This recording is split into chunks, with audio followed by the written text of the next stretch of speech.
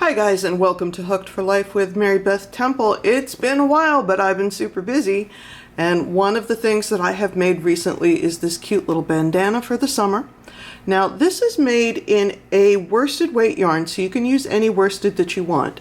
The way I got these fancy colors though, I got a mini kit from Lion Brand Yarns of the Landscapes Breeze.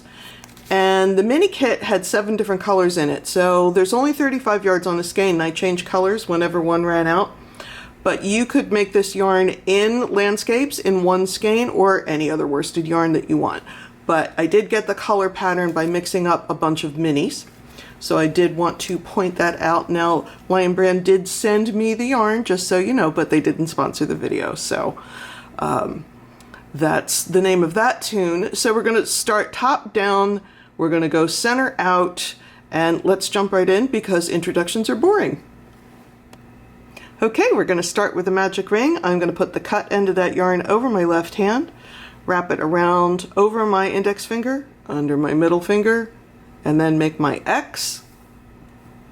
I'm going to take my hook, insert it into that loop, grab the other part of the X and pull it through.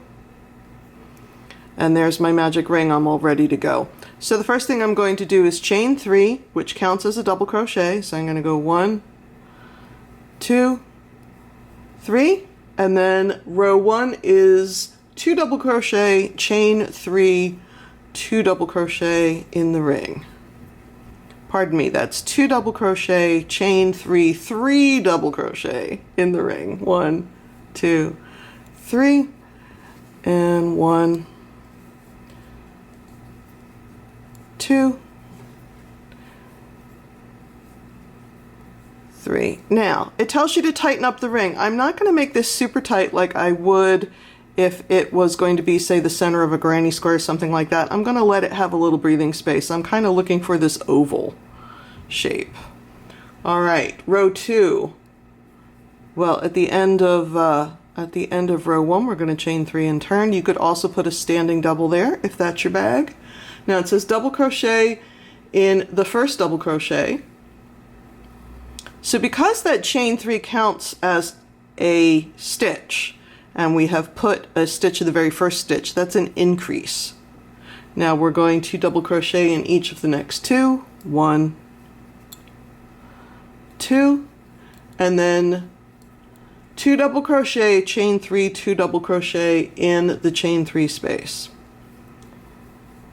So you're going to be hearing that a lot. We're going to put that in our central chain 3 space, and we're going to do this every time we see it. 2 double crochet, chain 3, 2 double crochet. So again, remember, at the beginning of the row, that chain 3 counts as a stitch. In this center space, it's a space. Now I'm going to double crochet in each of the next 2 double crochets. 1, 2, and then 2 in the last double crochet. In this case, it's the turning chain. You might have used a standing double, in which case you'd have, well, no, you're always going to have a chain 3 there because that was the start of row 1. So here we are at the end of row 2. At the end of row 2, we're going to chain 3 and turn, 2, 3, and turn. Now, we're going to double crochet in that very first double crochet, double crochet in each stitch across to that central chain 3 space,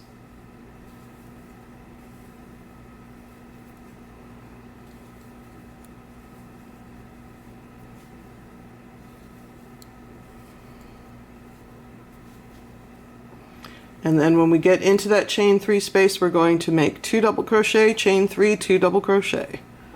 So 2 double crochet, chain 3, 1, 2, 3, 2 double crochet. Now we're going to double crochet in each double crochet across to the end and put 2 double crochets in that last one, and then chain 3 and turn, and then we're going to move on to the repeat. Here's my end one.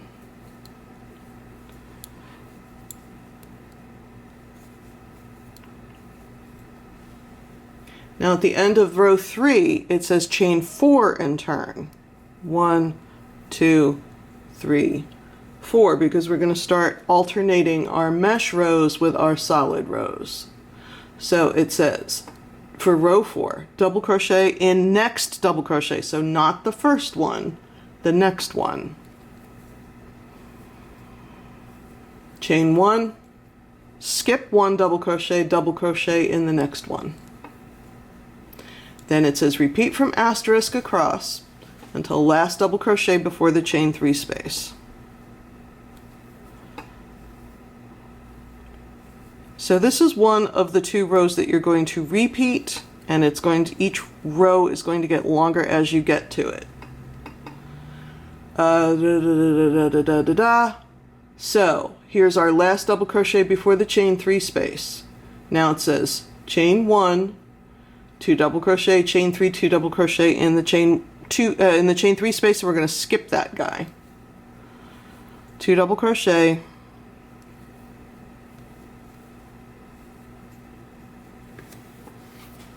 chain 3, 1, 2, 3, 2 double crochet in the same space.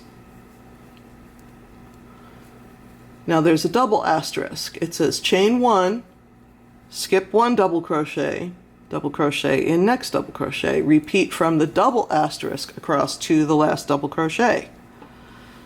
So we're going to chain 1, skip 1, put 1 in. Chain 1, skip 1, put 1 in. Let's do that one more time.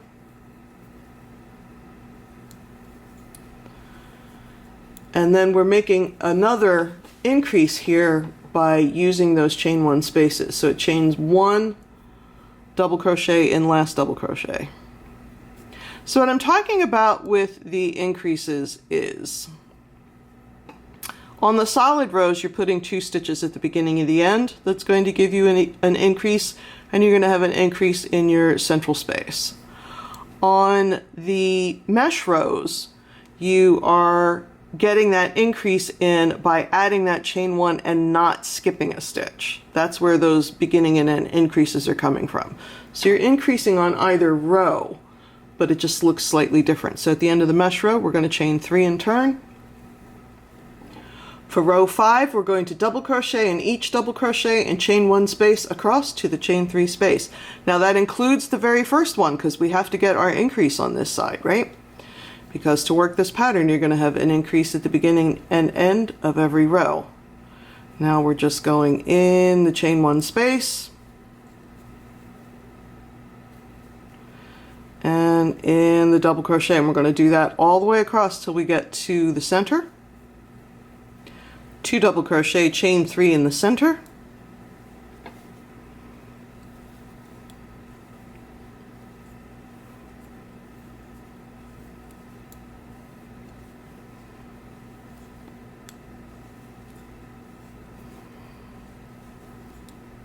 and then double crochet in each double crochet and chain 1 space across to the end.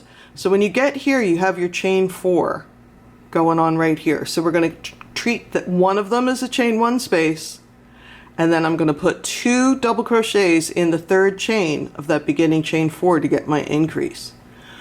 Let's take a look at that. So here we are coming up. We have that double crochet. We're going to put a double crochet in that. There's my chain 4. I'm going to put 1 in the space and then count 1, 2, 3. There's my 3rd double crochet out of, or 3rd chain out of the 4 chains that I had, and I'm going to put 2 in there.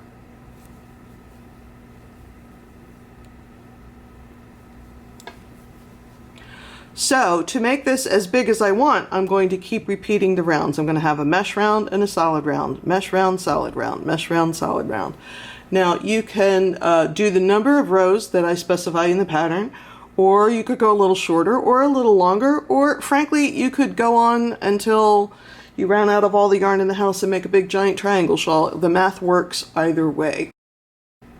So you want to make sure no matter how big you make your bandana that the last row that you did is a solid double crochet row. Now don't end your yarn off. We're doing this so we have very few ends to weave in.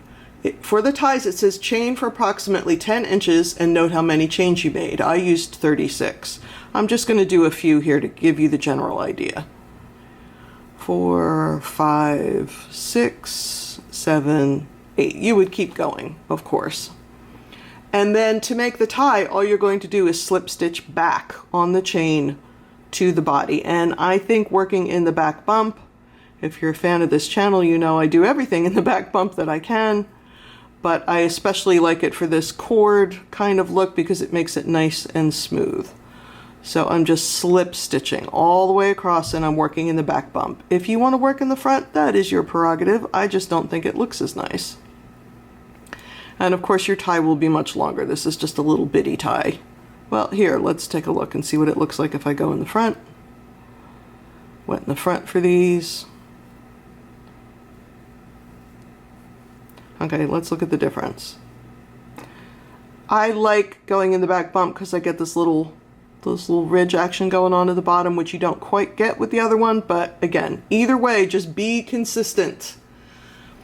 And then it says single crochet evenly across the top of the bandana. And then there's a note that says, I personally use 2 single crochet per row. So for every side row that I'm seeing, I put 2 single crochet in.